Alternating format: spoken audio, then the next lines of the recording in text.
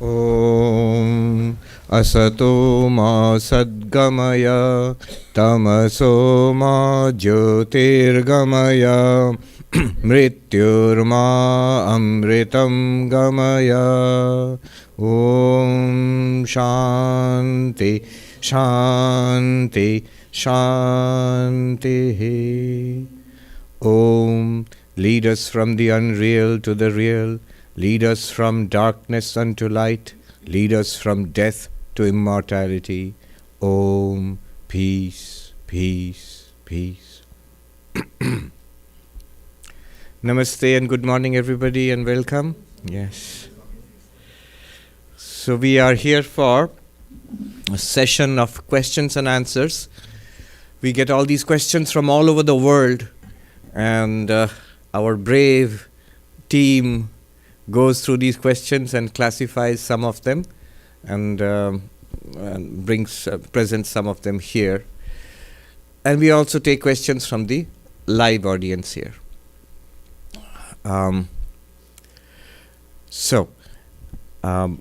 Diane is here with some of the selections for this morning. What do we have today? The first letter is from Avirup Chakraborty from Gurugram, India. I'm immensely impacted by the line in the Ashtavakra Gita, Yatha prakasayati aiko dehamanam tata jagit. Contemplating this, I find that non-dualism can take these two independent routes. I am all of it, or I am none of it.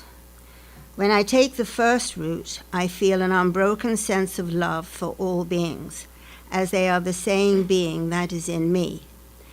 This love often feels non-dual, as if the whole creation is a manifestation of the same unbroken love. However, when I take the none of it route, I feel a strong detachment from the same beings. Am I going wrong somewhere?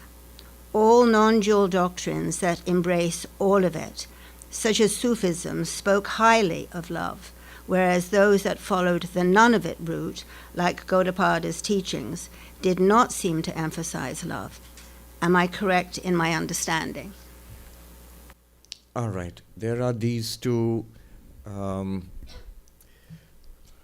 ways of looking at non-duality. This is a verse from the Ashtavakra Gita, which he has quoted, a very well-known verse. I have often quoted it myself. It goes like this.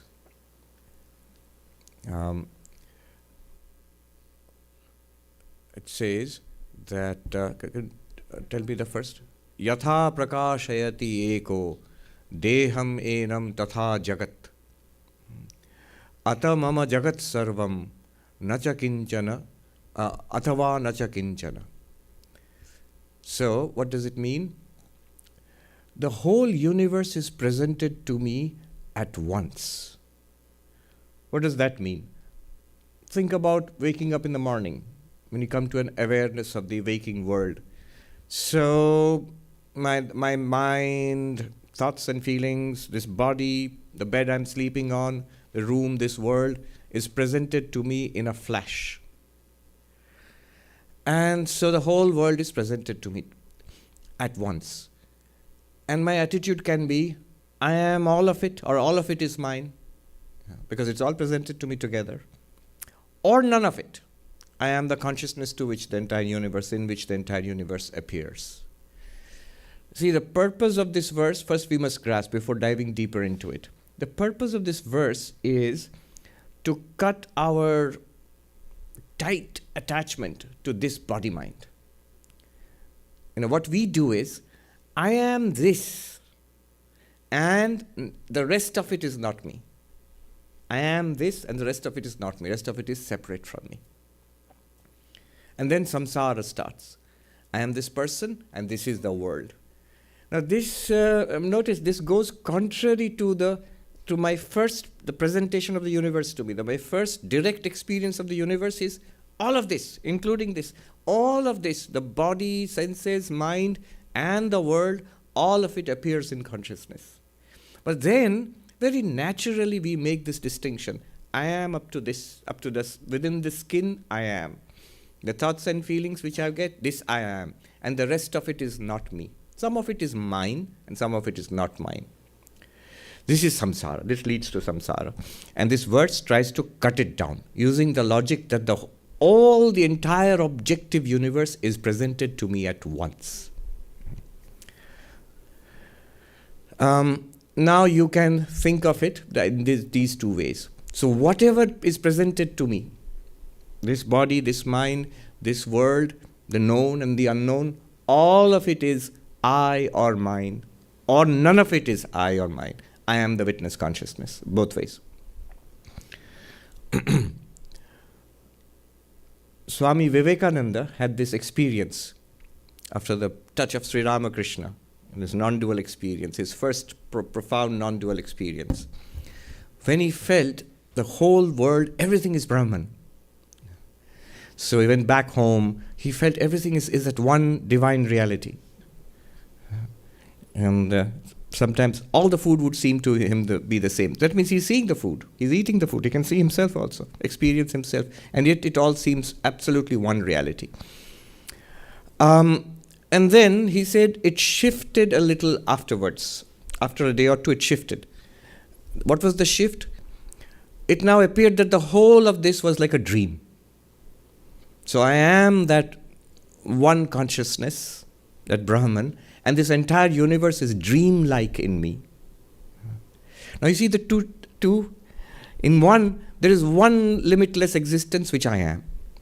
In the next one, I am that limitless existence, but in that, this whole thing is presented like a dream. Let us understand this a little more. We'll dive a little more into this. A classic example from Vedanta. It is the snake and the rope, but a little extended example, which you actually find used in texts. So, think that there is a rope somewhere in the semi-darkness, and somebody comes and sees. People pass by, and they see that, but they don't know. They see that something is there, but they don't know what it is. Somebody said, "Oh, there's a snake there. Be careful." Another person said, "No, there is a garland, flower garland. Somebody has thrown it away from the temple." A third person said, "No, it's a crack. The ground is very dry, so there's a crack in the ground." Now the person, all the time it's just the rope. It's not a snake, it's not a garland, it's not a crack in the ground. Now the wise person who knows this, who wants to tell them what it is, can do so in two ways. Can say, it's not a snake, it's not a garland, it's not a crack in the ground. It's a rope. Or can say, the rope and the crack in the ground and the snake are one and the same. Not the rope, sorry. The garland, the crack in the ground, and the snake are one and the same. It's a rope. You can say they are all the same thing, that rope. Or you can say none of them exist. It's a rope. Both mean the same thing. In both ways you can approach the same thing. So this is the example used in Vedanta. The question might be, why go through all this? Why don't you just say it's a rope? You can't. Because none of those people who went by it earlier, those three people, none of them saw it as a rope. They saw it as a garland or a snake or a crack in the ground. And if you say it's a rope, they'll start looking for a rope somewhere else. The rope is right there. It's an error which has to be corrected. Now you can correct it by neti, denying it. What you saw, that's not it. There's something else there. Denying it. It's not a snake. It's not a garland. It's not a crack in the ground. It's a rope. Or you can affirm it. You can say whatever you saw, all of that is actually one reality, which is the rope. Then you'll have to look for the underlying reality, which is the ground of that snake and the garland and the crack in the ground. Or you can deny the appearance and see the reality. So both ways, this verse, that's what this verse is talking about. There's a great importance of this. Now he talks about love. When you see this whole universe as Brahman, I am Brahman. After that, what happens is, the universe still appears. And when the universe is appearing, this body, this personality also will appear. And you, as the enlightened person, through this personality, you will be looking at this universe, which is, you see it as, that it is nothing but you. And then the feeling of love will arise. So oneness, this metaphysical or ontological oneness, will be experienced by the enlightened one as an all-encompassing love. All the distinctions will be appearances. Underlying it will be one reality, and you are that one reality. So the whole thing is one with you. You feel one with the entire universe. Or the whole universe feels one with you. And so it will be expressed as love. It will be felt as love and expressed as love. And expressed as service, as worship. Now we can understand Sri Ramakrishna's Shiva Jnana Jiva Seva. To worship Shiva in all sentient beings. How do you worship? Through service. To be of some good to others. Swami Ranganathanji would say that when you close your eyes in meditation, you feel peace. Are you feeling peace in meditation? And when you open your eyes, are you growing in love? So it is expressed in service towards all beings, and you feel peace within. Then you're growing in spirituality. It's very good markers. Now notice these two. None of it is me. You dismiss all of it, remain centered in one limitless self, the pure consciousness. Then that is what Ranganathanji calls peace within. When you open your eyes, you see that one reality spread out before you in all these forms.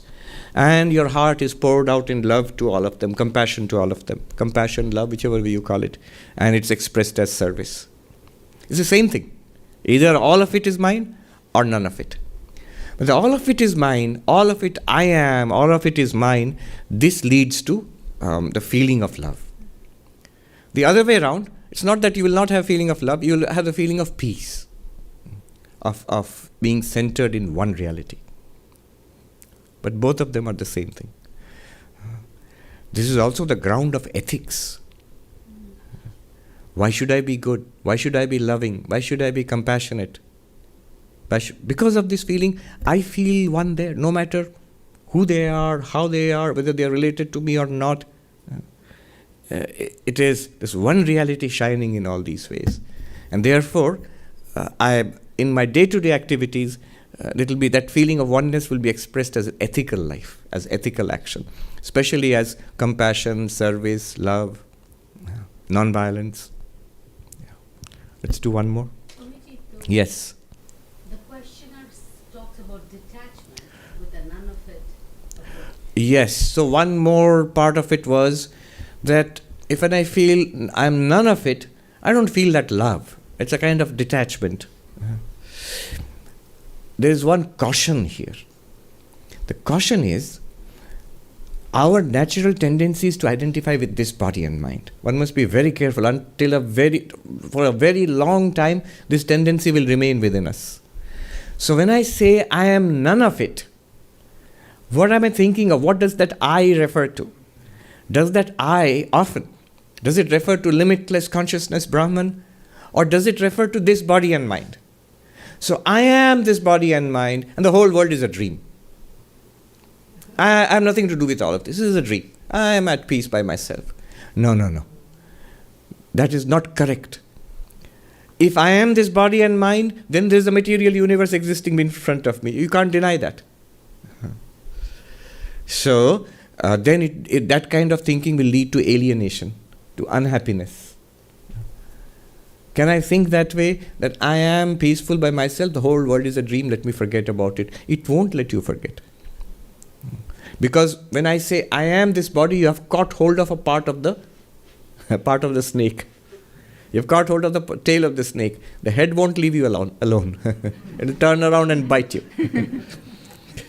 I've caught hold of this part and I say the rest of it is false. No, it won't work. So, alienation, the first sign is the disappearance of love externally and peace internally. That's why a private spirituality does not work very well. I am spiritual, happy by myself, I don't care about anything else, anybody else. Won't work. Somehow you'll be unhappy. And that shows that somehow deeply we are connected with the whole world. All right, the next part of it. This question is from Kashama Rangarajan from Bangalore, India. I am an initiated disciple of Prabhu Maharaj. Sometimes it is said that in Advaita, bhakti is only an accessory to Jnana Yoga. However, Swami Sarvapriyananda, in his book on bhakti, distinguishes between Guni Bhakti and Parabhakti, the latter being the acme of mystical experience and an end in itself. The Parabhakti of mystics and gopis is even more difficult and humanly impossible than Advaita sadhana. Sri Thakur and Swamiji have said this, and so has Madhusudana Saraswati. You have hinted at this as well. Does Advaita sadhana also regard this Guni Bhakti as an aid in Jnana Yoga and not Parabhakti? How can one balance reason and surrender in our sadhana? Yeah. So she mentions Prabhu Maharaj, Swami Vireshwarananda ji. So Revered Swami Vireshwarananda ji was the 10th president of our order. So she is a disciple of Prabhu Maharaj. All right. This question has multiple parts. One is love of God, devotion as an accessory or a help to knowledge. Is that true? Yes. Advaita Vedanta strongly recommends a deep faith and love of God as very helpful to Advaita realization. Why? Often at the beginning, not often, always at the beginning, Advaita is taken as an understanding, as something that happens in the intellect. We understand who we are and what this world is. And that's fine. But notice, often the intellect and the heart are separated. We can lead two levels of life, one an intellectual life and one at the level of the heart. At the level of the heart means emotions, feelings. So, our desires, vasanas, they are at the level of the heart. It's what the heart wants. It could well be possible that I understand I am limitless consciousness, but the heart wants a cookie.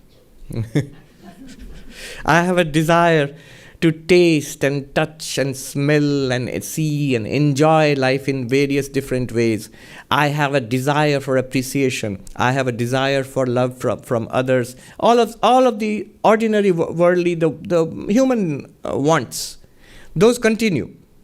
Whereas my understanding, maybe I am an impersonal consciousness. These two will be separate, and they will create endless trouble in spiritual life.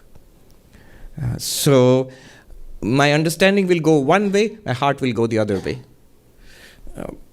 I think Plato said, to know the good is to be good. And we immediately say that doesn't seem to be true. That's true only when the heart and the intellect are aligned. To know the good is to want the good and to be good. But if the heart and the intellect are not aligned, the intellect knows the good, but the heart doesn't want the good. So I know what is good, but I don't want it.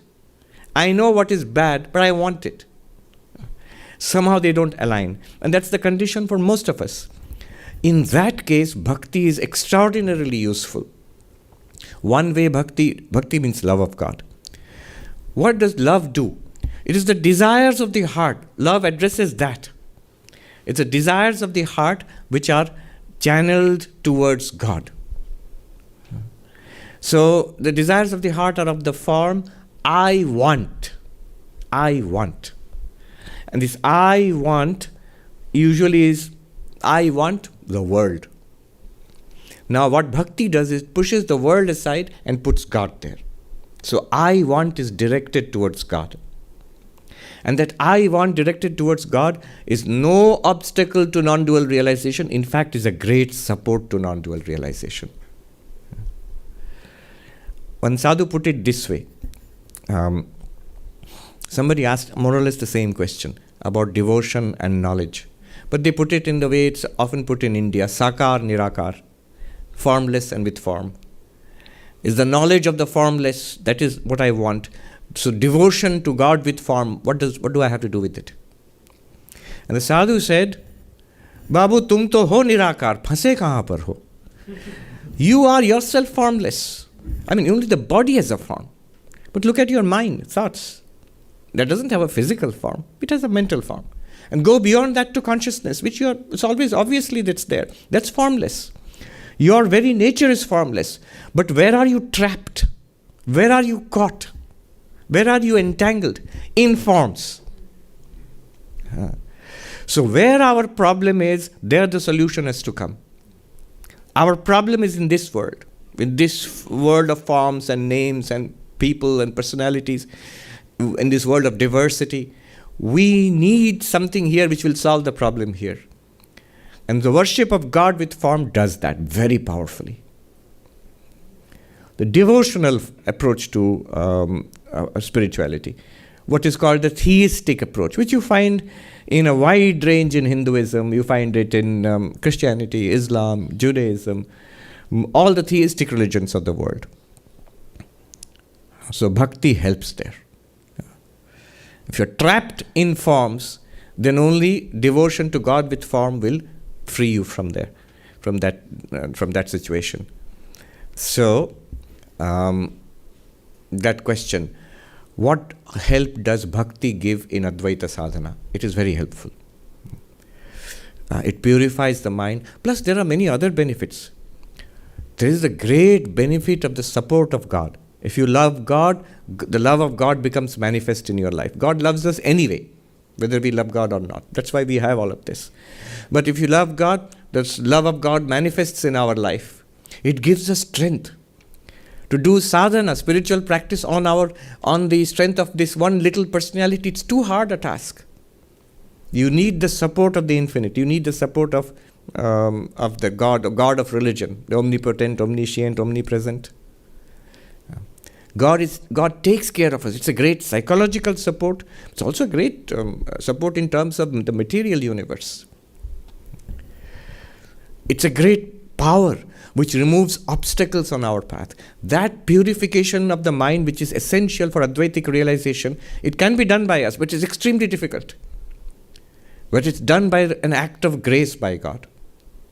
And that is mediated by love of God. So there are many, many benefits. The reason why Advaita teachers traditionally always recommend a devout life.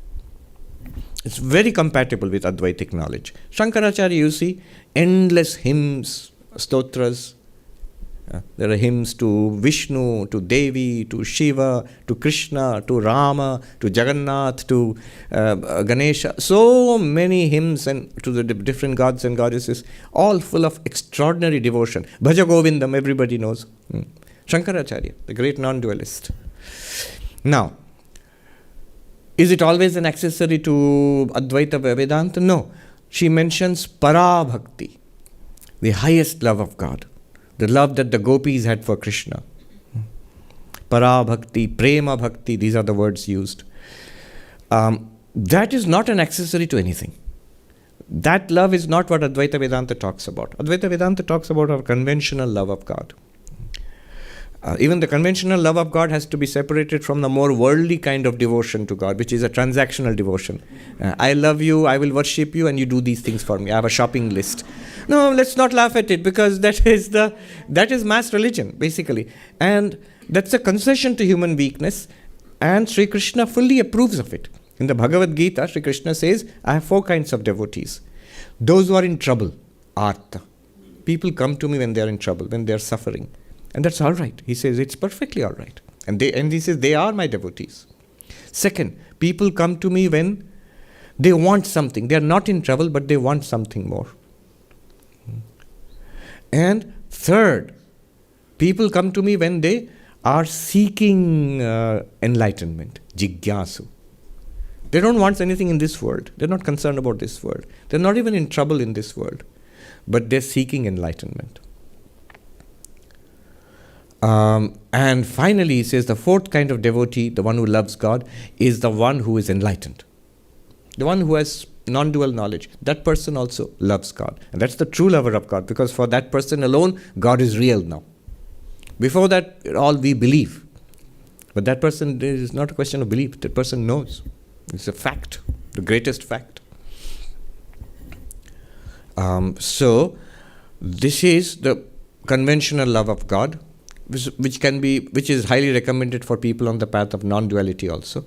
But beyond this, there's the supreme love of God, a madness which you see in the life of Sri Ramakrishna, which you see in the life of Meera and lovers of God. That is not an accessory to anything else. That is independent and by itself, and it's enough.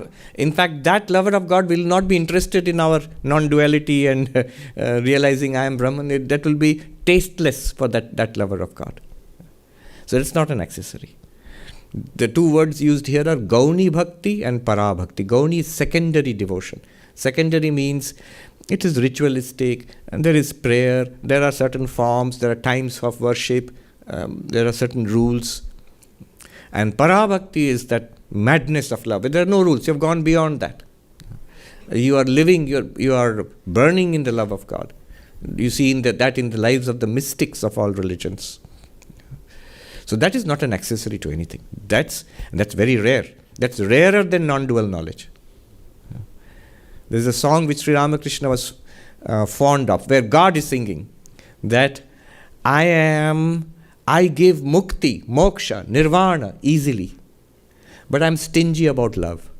I don't give that easily. I love all of you, but your love for me, that I don't give easily. I can give knowledge, and you can be free.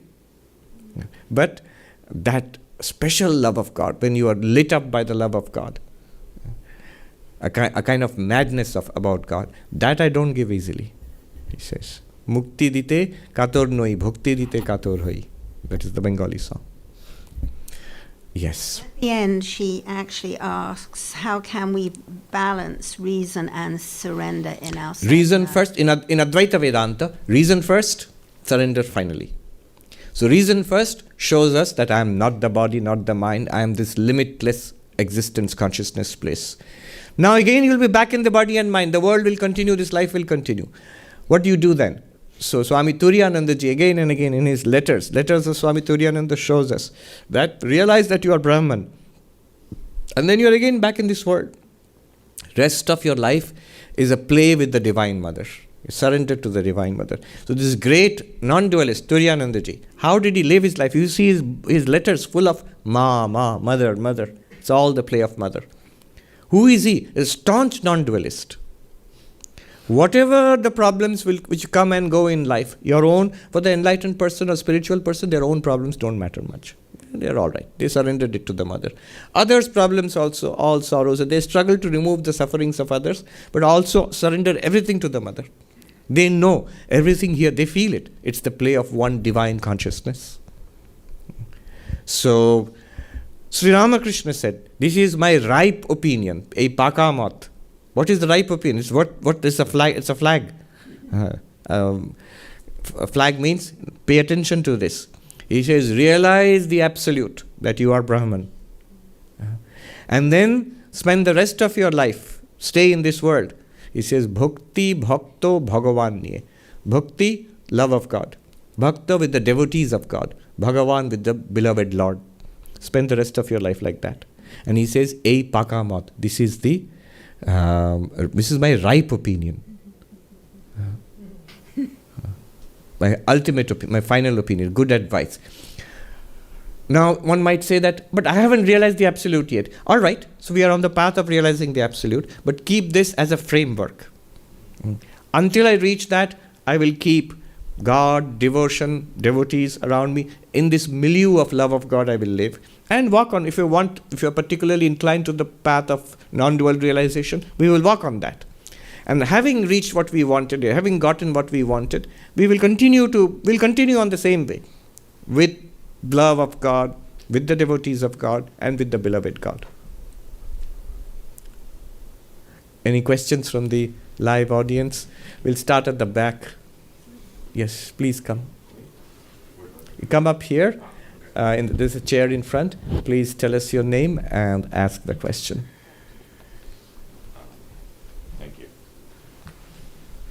My name is Prem Krishnamurthy, and I have a question. You mentioned parabhakti, the madness of love. And I'm curious, especially in these times where there are so many problems we're facing, people are facing so many mental problems too. Can you speak of the relationship between what is called madness or insanity and parabhakti itself? Yeah. So madness of love, it seems like a person mad, or in the Gospel of Sri Ramakrishna Kathamrita, you'll often see the word as if intoxicated. It's not quite in the normal senses. The person doesn't seem quite normal. Now, I can't directly speak to a mental illness, not being a mental health professional, but often what I've seen is that a lot of, if it is pathological, if it is illness, a lot of it comes from our worldliness. It could come from physical reasons also, from some defects. Swami Prabhavananda ji in the Vedanta Center of Hollywood long ago in the 1960s, 70s, I saw a published piece where it says he was quite convinced that it's rooted in physical problems in the brain. A lot of mental illness is rooted there. It's not that the person is to blame. It's like any physical illness. So that also can lead to mental problems. Also, often, a lot of pathology is rooted in worldliness. I have strong worldly tendencies for worldly enjoyment. And if I suppress them and think that I am being spiritual, there might be a peculiar combination of the both. So I might have some experiences, some spiritual feelings, quote unquote, and yet also exhibit signs of mental illness. One sign which differentiates true love of God from mental illness would be mental illness is illness, it's suffering. There's great suffering. And the true love of God is joy, is bliss. Ranganathanji says, do you feel peace within and do you radiate it around you? If I'm suffering from some deep mental pathology, I will have no peace within. And I will not radiate that. I'll radiate chaos around me. Other people will be disturbed, will feel that suffering which is being radiated around. Whereas those of us who are lucky enough to have met genuine mystics, genuinely spiritual people, one thing is automatic. You feel purified and uplifted in their very presence. That's there. And that's what everybody would feel in the presence of Sri Ramakrishna, for example. A kind of divine upliftment. It would radiate that around. Not disturbance or chaos or unhappiness. May I ask a very brief follow-up? Yes. Thank you. That is very helpful. I'm curious because so many people who are considered mystics, for example, are often judged to be insane or mad. And so my question is about that relationship of the mystical experience with that which many people who have quote unquote madness experience, which is this feeling of oneness, this feeling of consciousness, this feeling of non-duality, or a connection to that. A genuine feeling of oneness or non-duality will also be reflected in changes in character, changes in behavior. Often we find numerous reports of mystical spiritual experiences not reflected in change in life or behavior. The person may even feel uplifted for a while, may feel very exalted, uplifted for a while, but then comes crashing down, back to the same old person or even worse. I remember meeting this gentleman who had come from Australia or somewhere, come to our main monastery.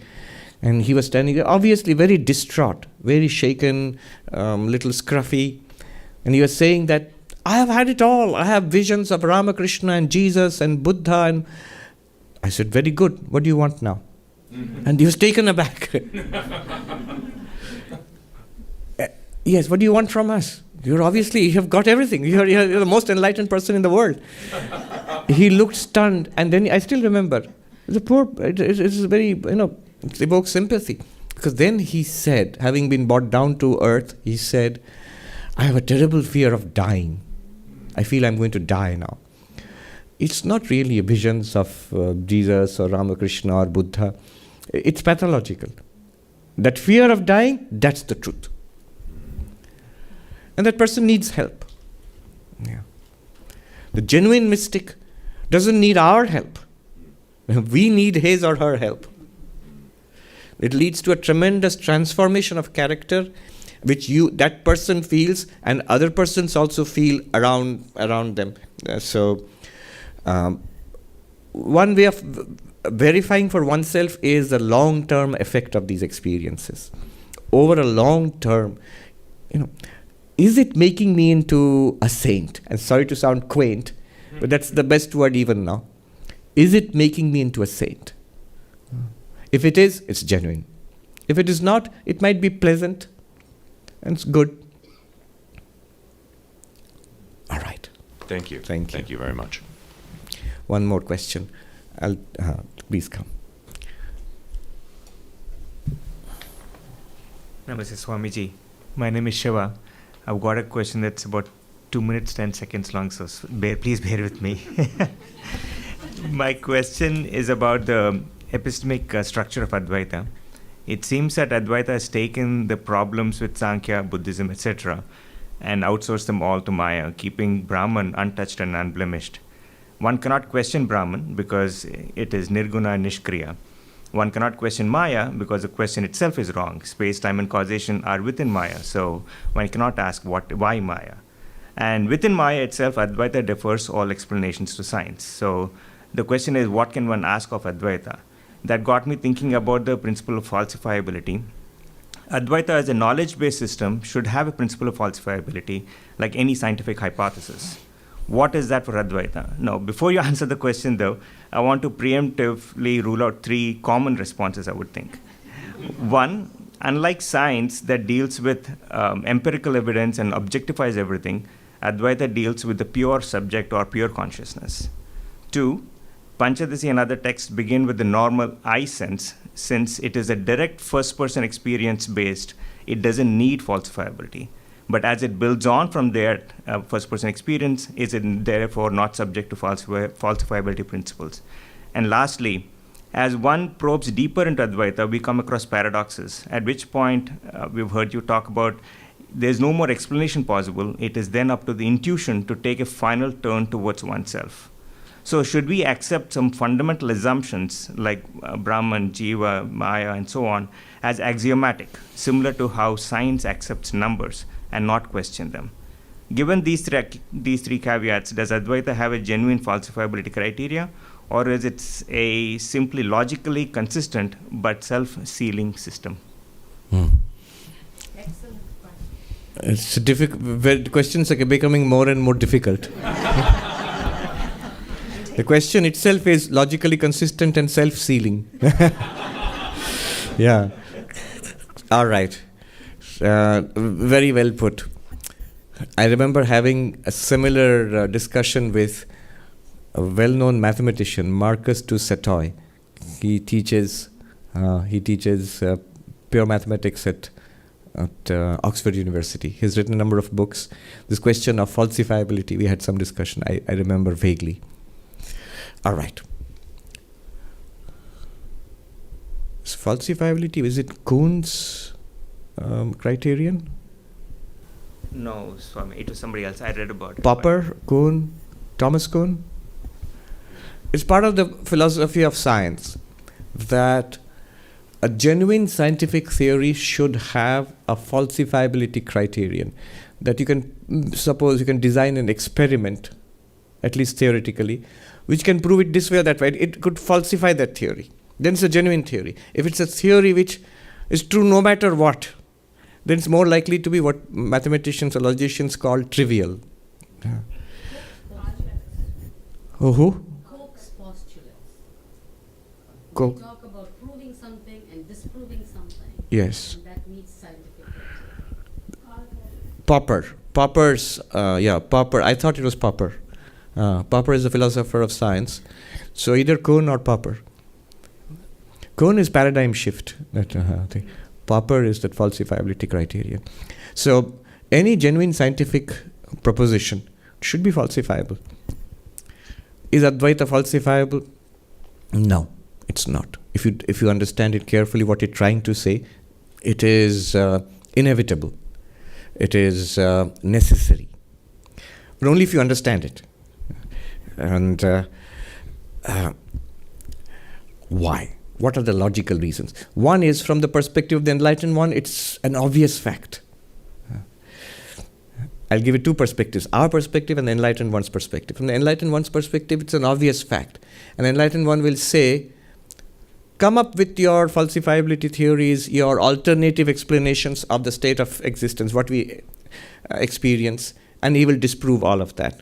So classic example is the text Khandana Khanda Khadya, written about 1,000 years ago by a great Advaita philosopher, Sri Harsha. What he does in that book, instead of trying to prove Advaita, he disproves every possible theory.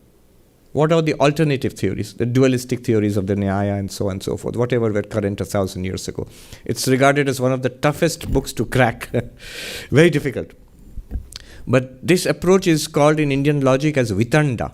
Vitanda means, I have no independent thesis to prove. But whatever you say is wrong. I'll prove, whatever you say, I'll prove it's wrong. The Vitanda can be used in different ways. One is used by Sri Harsha to show that every alternative explanation is wrong. So Advaita remains self-proved. Anyway,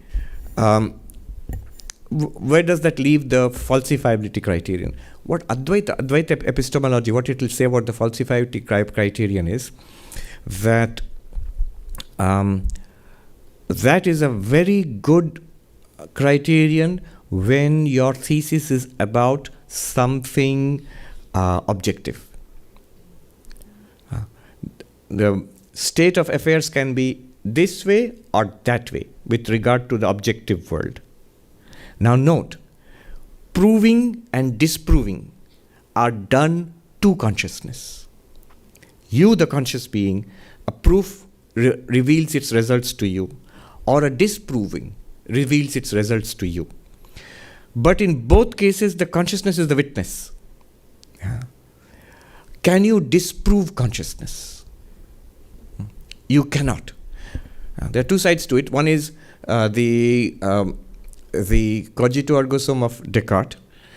You cannot dispute your own existence. To do that, you will reveal your own existence. But if you go a little further, put it in Advaitic terms, the same thing is there. To disprove consciousness, you will need consciousness. To cancel something, to prove something as false, it will be proved to consciousness. So if you say consciousness does not exist, consciousness is the witness of that statement, and immediately it's self-falsifying. So the criterion of falsifiability operates, but there is an area in which it operates. All scientific theories are about the universe of objects. And there, the criterion of falsifiability is a very powerful criterion to apply. Is there a genuine statement being made about how things are in the world? Are they this way or that way?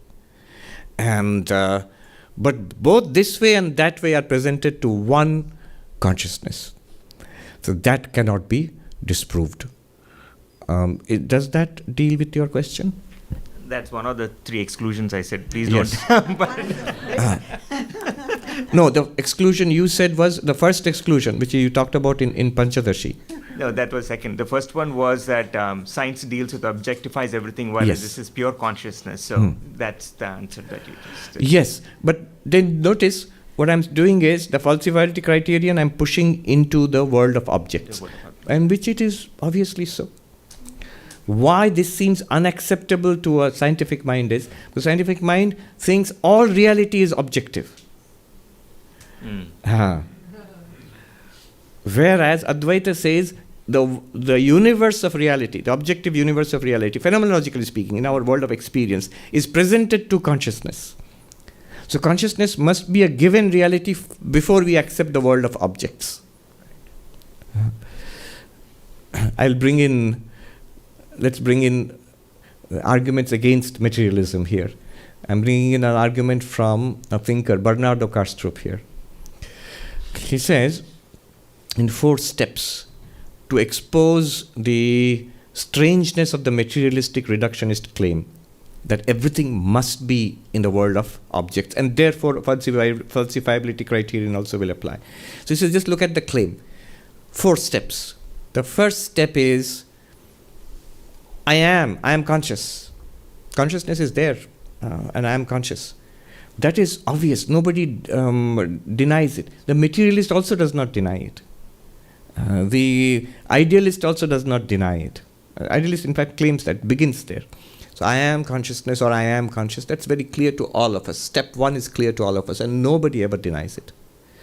Second step, there are others like me who are conscious.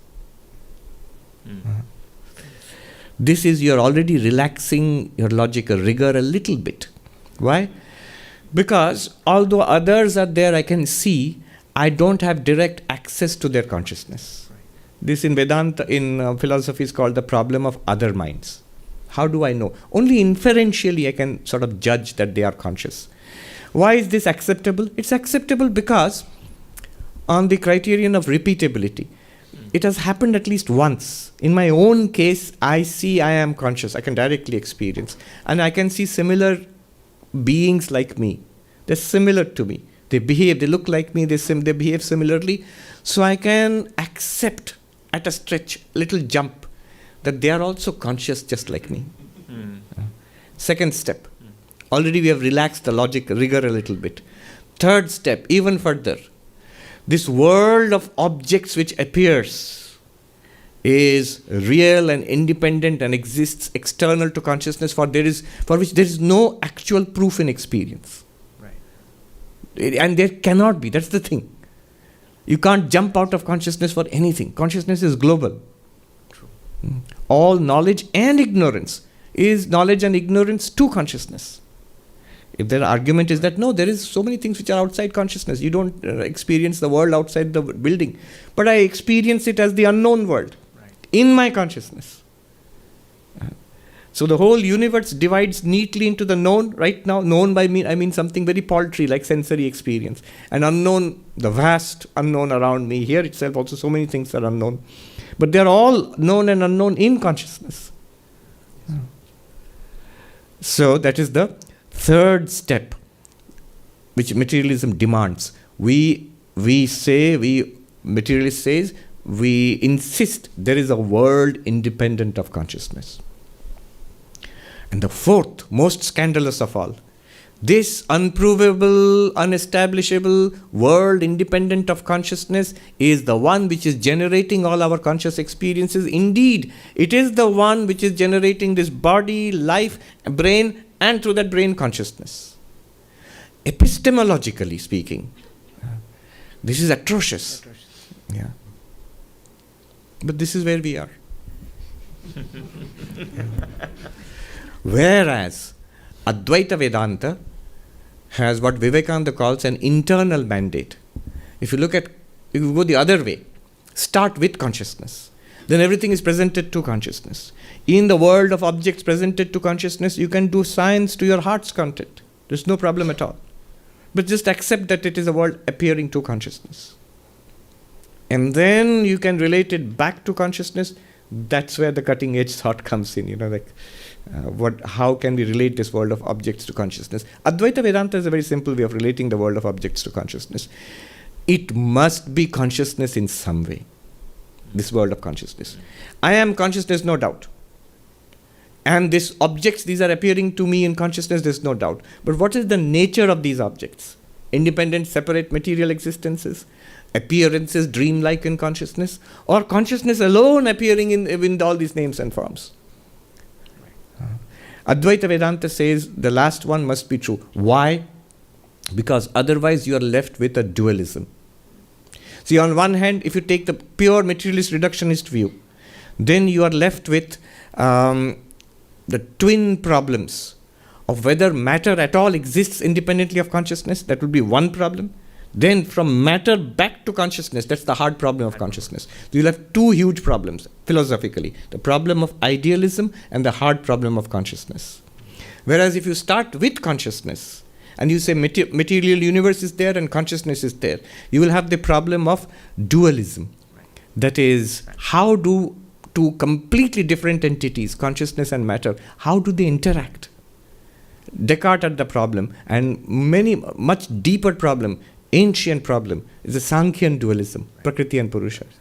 And Shankara solves this by saying that matter is an appearance in consciousness. Therefore, matter and consciousness are the same thing. And hence, there is no interaction problem. Shankara does this by his theory of superimposition, adhyasa. Just like a rope is appearing as a snake, it is consciousness appearing as matter. And that makes possible this experience of life. I think it's pretty neat, logically, yes. Now, practically your question is, what do we do? Do we need to start with some postulates? That's what the Upanishads are. Here are the experiences of the enlightened ones. They give you a framework. Walk along that until you see for yourself. Once you see for yourself, you don't even need the Upanishads. You don't need those postulates. It's an undeniable fact blazing forth before you and supported by reason. The reason will immediately fall into place. We'll show you how this is. And the reason will be a way of, like a rope ladder, way up to that realization. It will point it out to you. But because it is you yourself, it is your own innermost reality and self-luminous, at one point, all that the reason does is remove our wrong conception, which is hiding the truth from us. Once that wrong conception is wiped out, the truth is always self-luminous. Okay, but it's a very deep question. You need a whole book to answer this. Thank you so much. Yes. The lady there, yes. And then we'll ask. After that, you can come. Yes. Tell us your name and ask the question. Good morning, Swami. Good morning. My name is Jane. If it's okay, and I'll be succinct. I'd like to share an experience about the song Satyam Jnanam Anandam Brahma. Since you also mentioned it a couple of times recently, and a question about asking questions. So when I first heard the Mahavakya song, it was here last year, and tears came down my face without control and without any known reasons. Never had that happened, let alone a song. It was only later I found out the meaning of the Mahavakya. The question I have about asking questions is, if I continue to have questions that seem to fall into categories of frequently asked questions, does that mean the progress is slow? And then ironically, I also wonder if there are any questions at all that Swamiji yourself wish that we would ask or ask more often. Thank you. I like that. No.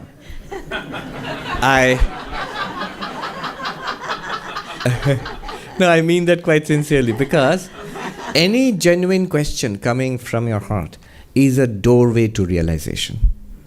There are two ways of answering a question. Most questions. In Vedanta, for example, I can give you a scholarly answer from a book. There are theories and arguments. I can give you that. Quotations from the Upanishads. I can give you stories from enlightened people. Or the answer can use your question to lead us back step by step to your innermost reality. So these are two ways of doing it. The second one is what a skilled teacher does. It's usually an enlightened master who can do that very well, very powerfully. What you said first, when you heard Satyam Jnanam Anantam Brahma, tears came to your eyes. It's true.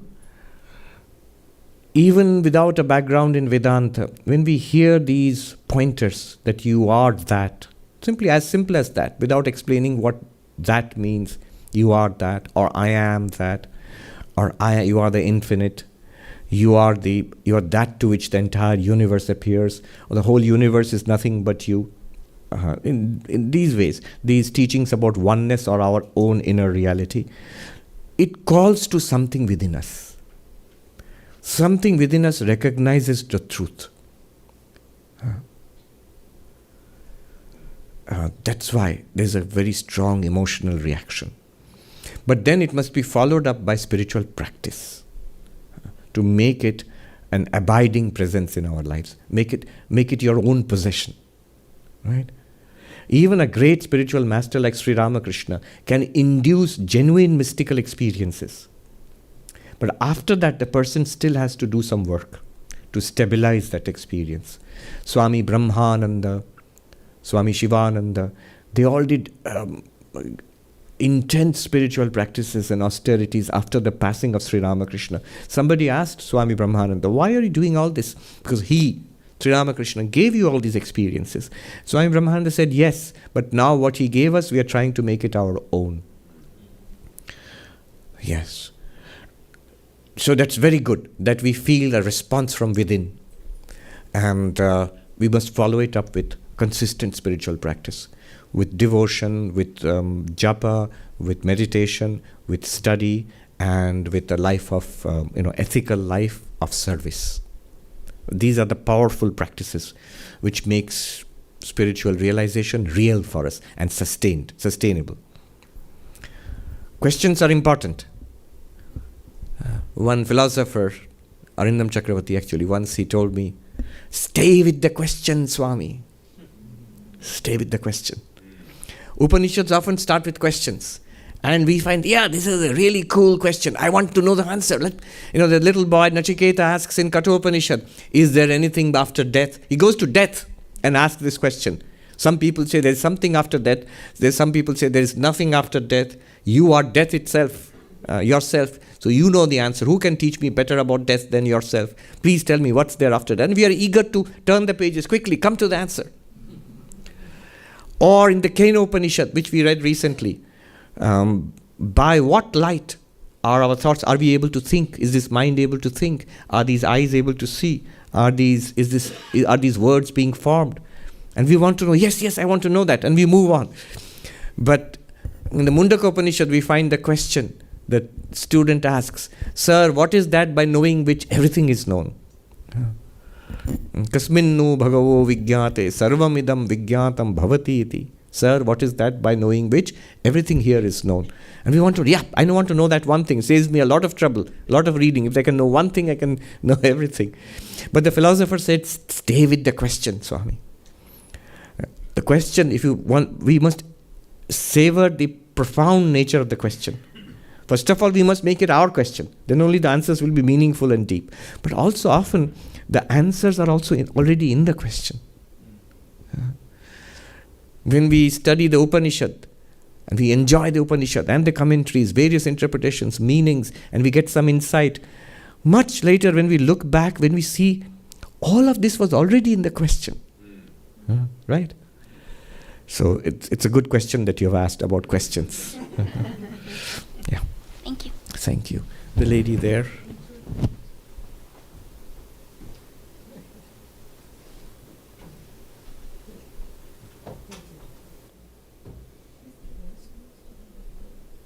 Please tell us your name and ask the question. Good day. My name is Hesna Muhammad, and I'm really not sure how to ask the question. It's about unconditional love. Is there, or what circumstance does one not consider unconditional love as the way to move or be? Should we always practice unconditional love, or is there a time when that is not wise or safe? Or yes. Before I go into it, the moment you say unconditional, you're already given up ideas of safety. So the truly, genuinely, the person who loves unconditionally doesn't care about his or her own safety. But that's at the end. Let's start at the beginning. Everybody values love. It starts with wanting to be loved rather than giving love, but wanting to be loved. children, it's very natural for children to want and need love. It's interesting. Who loves more, children or parents? But parents, yes. Children. You don't have to be hesitant about it. There's no doubt about it. Our parents loved us much more than we loved our parents back.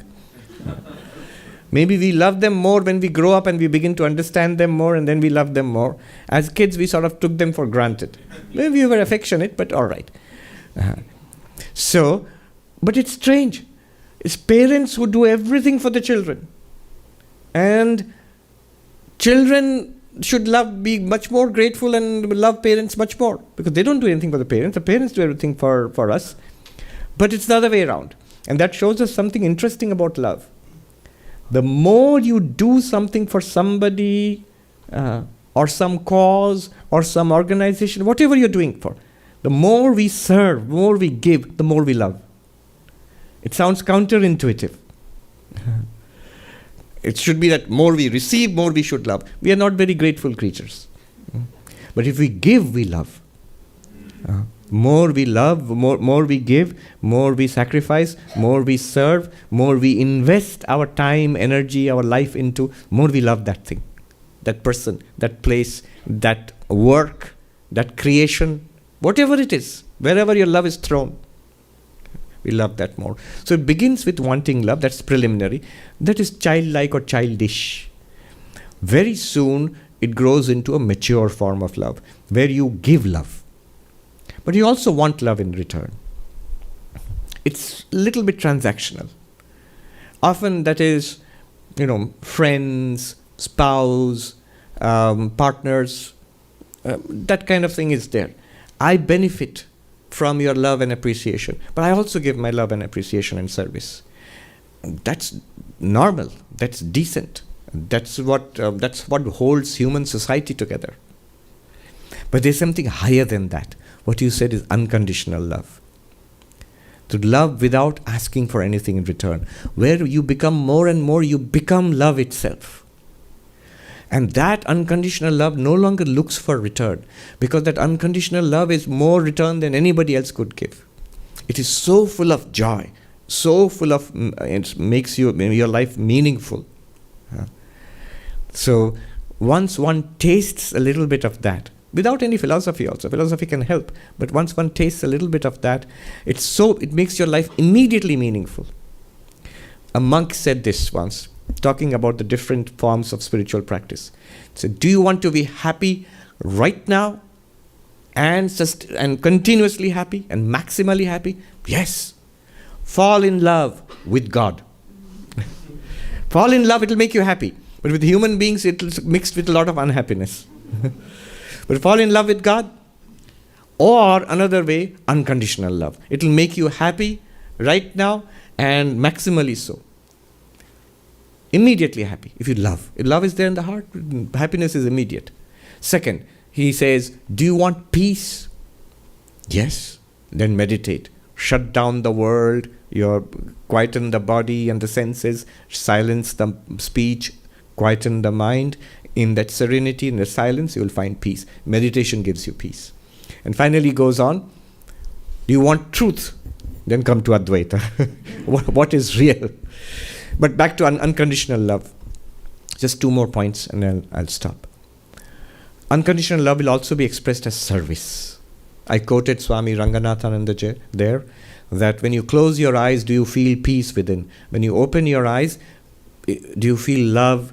Is it expressed as service? Is the attitude, what can I do for you? And I feel myself gratified, glorified, fulfilled by being able to love and do for others. I don't want anything back. The genuine lover actually doesn't want anything back. It's sort of, Vivekananda says, give and do not look back. The one who looks back, his ocean dwindles to a drop. Do not look back. When you do not look back, you have an ocean behind you, an ocean of giving. And you begin to realize our infinite capacity for giving internally. It's a great thing to have. Swami Vivekananda, he says, what we are talking about, non-duality, Advaita, and this unconditional love, he says this way. Let all vision cease, or if you cannot, dream but truer dreams, which are unconditional love and service free. We are living in a world of dreams, mostly nightmares. Most of our dreams, if you look back, if you remember, just after waking up, they are usually just like mental chatter, meaningless, garbage basically. Not harmful, not particularly useful either, except to a therapist.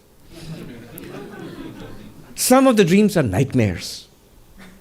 So our life, the life is a network of dreams in which we have mostly, we're spinning our wheels, repeating the same patterns all over again and again. Mixture of pleasure and pain. Or sometimes it's a lot of pain. Nightmares. So Vivekananda says, if you cannot break free of all of this, if you cannot become enlightened right now, and we have to say, I can't. It's too difficult. In that case, he says, he gives us this best philosophy of life, the highest, noblest, and practical philosophy of life. He says, if you cannot stop dreaming, then dream but truer dreams, better dreams. Dream a better dream. What's a better dream? What's the best possible dream? Unconditional love and service free. Give love without expecting. Does not matter how people take it or react to you. And serve freely. Okay. You asked a question about safety. I'll conclude with that. Safety is important. It's practical. Why? Until you are practically a saint who doesn't care about his or her physical well-being, material well-being, until we are that, until that point we are on the journey. We have not completed the journey.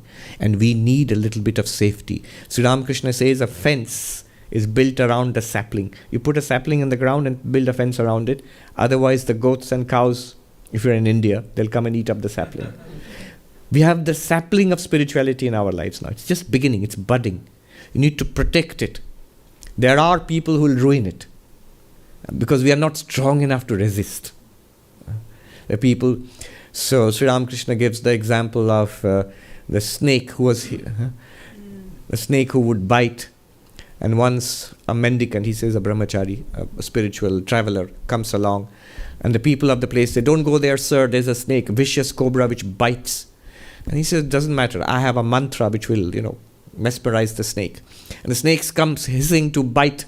And this novice, he uses his mantra and the snake becomes like a verb. And the novice says, and this mendicant, the spiritual traveler, he says to the snake, why are you so vicious? Why do you bite?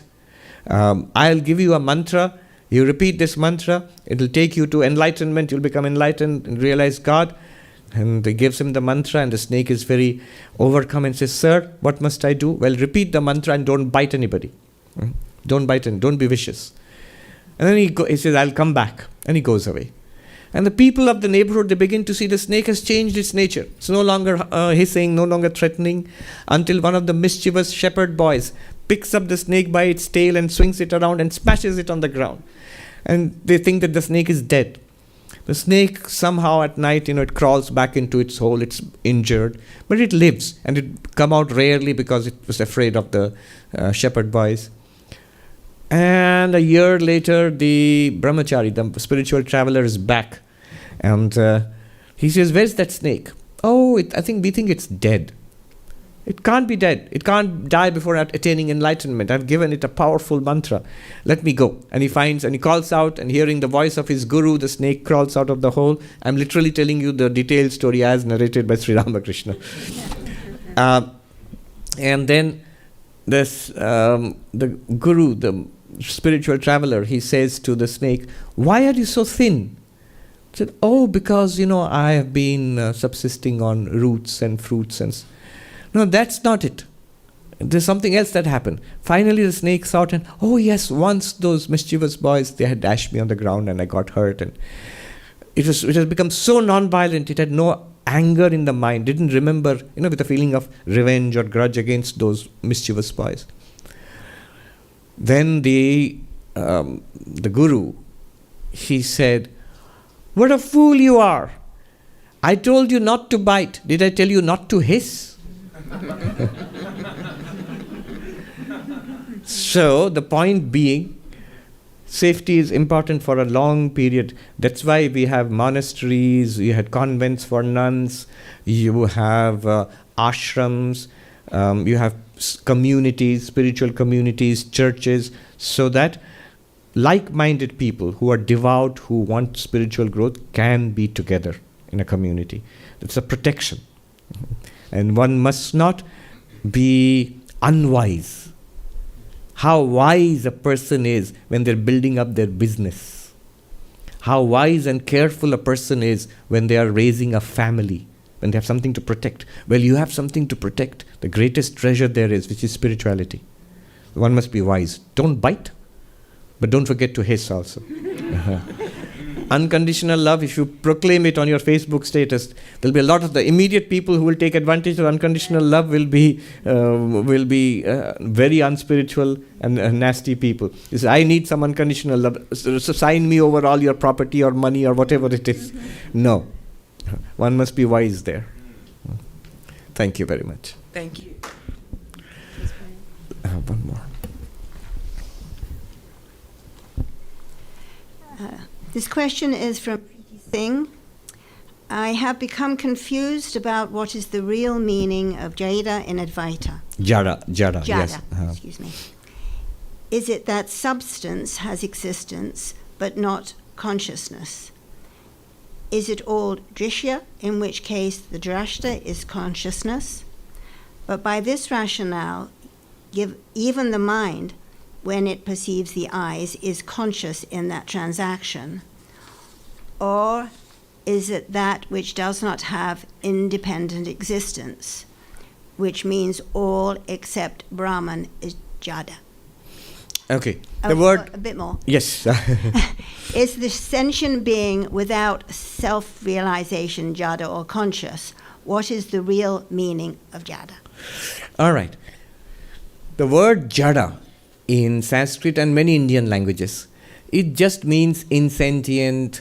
Often it is taken to mean non-living. There are two words, Chetana, Jada. Chetana means conscious and Jada means not conscious. Sentient, insentient. And that's a word used in day-to-day language also in India. Jada means something that is inert, non-moving, non-living. Chetana means alive, conscious and all that. You know, when we read biology as school kids, we would be asked to distinguish, give 5 points of distinction between living and non-living.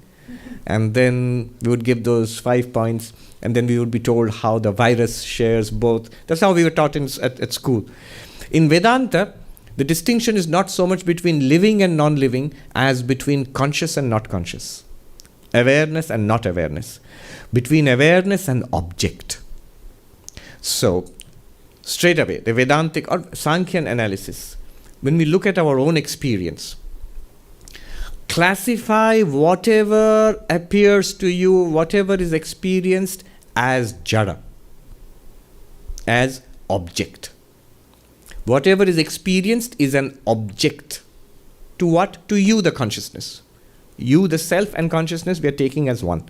So, to consciousness, everything is an object. Whatever appears, whatever we see, hear, smell, taste, touch, is object. But even whatever we think about, thoughts, memories, ideas, sensations, feelings, emotions, they're also objects because they're equally Jada, because they're appearing to consciousness.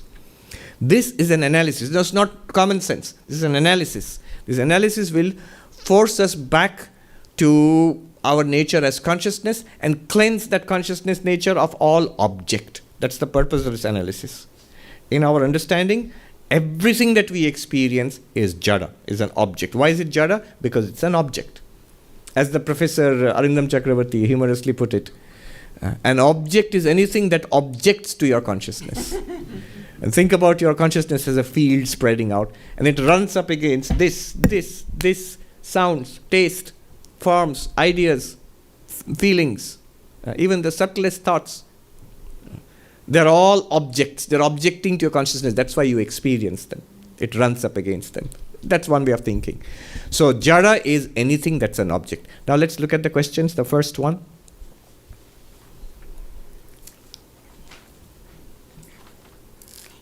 Is it that substance has existence but not consciousness? Yes. Now, here's the question. I am conscious and I'm aware of things. And things seem to exist. Now, here's the thing, that those things seem to have existence. And I exist, and I also have consciousness. I am conscious of things. The things exist, they seem to have existence, but they don't seem to have consciousness. Only I seem to have consciousness. Now, the problem here is, according to Vedanta, the ultimate reality is existence, consciousness, bliss. So anything that is real must display all these things, that, being and awareness and a pleasing or fulfilling nature. So can it be possible that these things have existence but no consciousness? Vedanta answers them at different levels. One is, yes, there are certain names and forms, this one for example, which manifests existence. It seems to exist, but does not manifest consciousness. There are certain names and forms, like your mind, my mind, which not only manifests existence, but also consciousness. So a conscious existence is manifested there. The language used in Vedanta is borrowing. There is an ultimate reality, which is being. And this name and form borrows being from that ultimate reality. That's why it seems to exist. So that's one level of analysis. If you go to a deeper level of analysis, we'll see that, no, even these things do not have existence. What has existence is that one consciousness experiencing these things. You have existence, and you have consciousness, or you are existence consciousness. And whatever appears to you in this field of existence consciousness, which is you, appears to exist. But that existence is borrowed from you, much like a dream. In a dream, you experience everything as existing. But when you wake up, you feel those things, you realize those things were nothing but me, the dreamer. Their existence was my existence.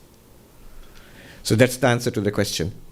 Do the objects, substances, have existence but not consciousness? You can say they borrow existence but not consciousness, because that's the nature of those names and forms.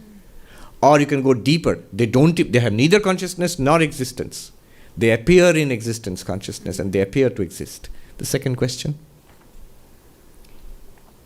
Is it all drishya, in which case the drashta is consciousness? But by this rationale, even the mind, when it perceives the eyes, is conscious in that transaction. Right. Oh. The second question that she has asked is, her main question was, what is jada? What is the nature of the inert entity? So all objects of perception, drishya means all objects of experience. So just being an object of experience, is that what is meant by jada? In that case, the experiencing mind, for example, the mind is the observer of the world, or the eyes. Through the eyes it experiences the world. The world becomes an object of experience, the mind is the experiencer, then the mind will become conscious. And the answer is yes, but mind is not ultimately conscious. The same principle of borrowing. The mind can borrow not only existence, but also consciousness. Just like your mind in the dream. You are dreaming, you've forgotten yourself. Then you are a person in your own dream, and that person has a mind of its own. That mind has borrowed its light and existence from the dreamer. Similarly here, look at the mind. The mind here not only exists, my thoughts exist, ideas exist, they also feel very conscious. So they have borrowed existence and consciousness from me, the pure consciousness. What's the third question? Is it that which does not have independent existence, which means all except Brahman is jada? Ultimately, it comes to this. That which does not exist by itself is jada, or they are coeval. All that is object, insentient, is all that does not have independent existence, and that's another term for mithya or falsity. That which is jada, which is object, which does not have independent existence, is also false. false in the sense it's an appearance. Appearance does not mean a non-existent. Appearance does not mean that you cannot use them. You can use them. In a virtual reality, you can use stuff. In the world of appearances, you can use stuff. There's a chair or there's a table, I can put the microphone on the table. I can speak through the microphone and you can hear me. You can use stuff. Technology will work. Science will work. In the world of appearances, everything works. Yeah. So, yes, that's what it ultimately amounts to. Jada is equal to mithya in Advaita, in standard Advaita theory. Yeah. Can we do one more? Mm-hmm. This is from Renato Billo. Very dear Swami, the world appears in Chit through Maya. What is the relationship between Chit and Maya? How can Maya be inherent to Chit? We hope to hear from you on this profound matter. Oh, another very difficult question. I won't go deep into it because it's centuries of debate on this. Like the question you asked, it all comes down to Maya. One monk, in exasperation, he said, it's useless asking questions to the Advaitins. It's either all Brahman or all Maya. Yeah. Anything they can't answer is Maya. And what they can answer is Brahman.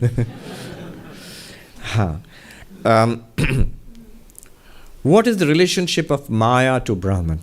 Or Chit means consciousness. What is the relationship? So consciousness, you are saying, appears as this world. Why? How? And the answer given is either Maya, that's the Maya. Sri Ramakrishna would say Nitya and Leela, the absolute and the play. The absolute is what it truly exists, and this play also exists. This is the play of the absolute, what we experience here. But this is mediated through Maya. And what is the relationship of Maya to Brahman or to Chit? That's pretty easy in the dualistic philosophies. Because in those philosophies, the ultimate reality or God or consciousness or whatever it is, it has attributes. And one of those attributes is Maya. Maya is the power of consciousness, Shakti. But that won't do in Advaita Vedanta. Advaita Vedanta is non-duality. So when you say Chit and Shakti or Brahman and Maya, it seems to be two. You're using two words after all.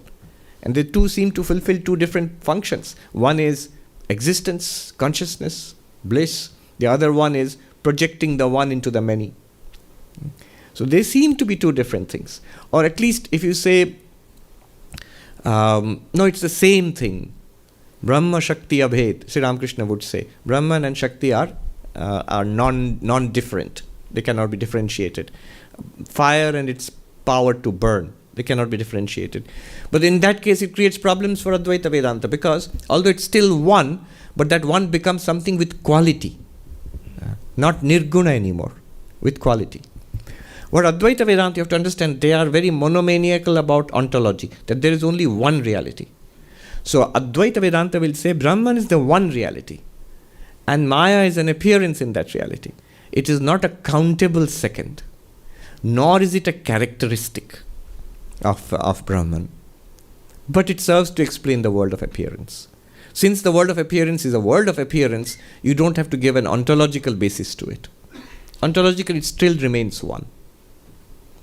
So this is a question in the relationship between the one and the many. If you see in Indian philosophy, a wide range of answers has been proposed. There are theories like Vishishtadvaita, Bheda schools of Vedanta, which say there is an ultimate reality, call it God or Brahman, and Brahman or God has this power, Maya, Shakti, which either Maya itself transforms into this world. It's a real power of God, so the world is also real. Or with the power of Maya, Brahman itself transforms into this world. In any case, that is one way of looking at it. There's a real creation of the universe. That's one whole range of theories. There are many variations of this.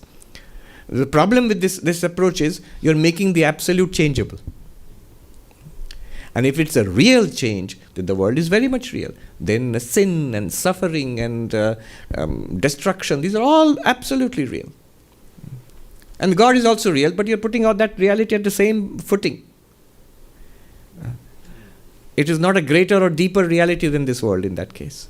So those questions will come up. There are variations, ways of going around it. The Kashmiri Shaivism, for example, their approach is that they introduce a spanda theory, vibration. So this whole universe is a vibration of that non-dual reality, vibration of Shiva. So they see this world of experience as a living, pulsating continuum. Even then, logically, the Advaitin is a stickler for logic. You say, so still, vibrating, ultimate reality is vibrating, huh? Is that vibration a matter of, is it an objective experience or non-objective? Once you fall into that Advaita dialectic, you'll be crushed. If you say it's an objective experience, that it can be experienced, of course you're experiencing it, then it's an object. Then it's not pure consciousness. It belongs to the world of objects. If you say, no, it isn't, it's a characteristic of the absolute. If it's non-objective, it's not experienceable, why speak of it at all? Why call it vibration? And look at your own experience of consciousness. Does consciousness seem to vibrate, or do the objects in consciousness seem to vibrate?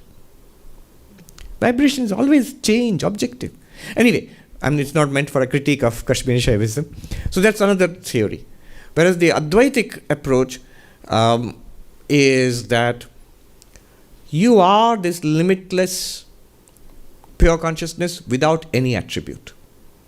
And this world of limits, attributes appears in you. Why it appears? Ultimately, that question also should not be asked, because causality is also part of this world of appearance.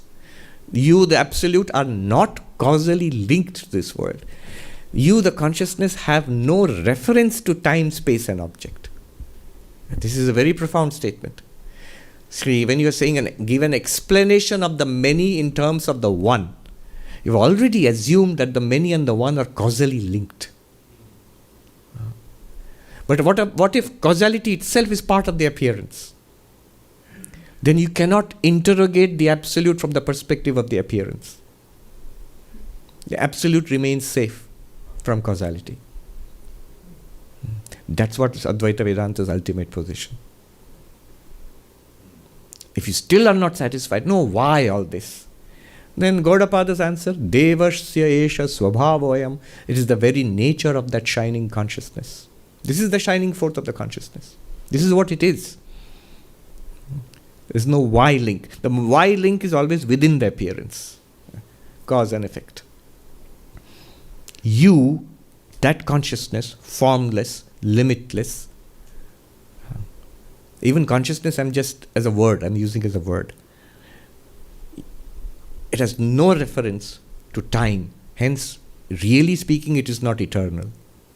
It has no reference to space. Hence, really speaking, it is not all-pervasive. It has no reference to object. Hence, really speaking, it's not even non-dual.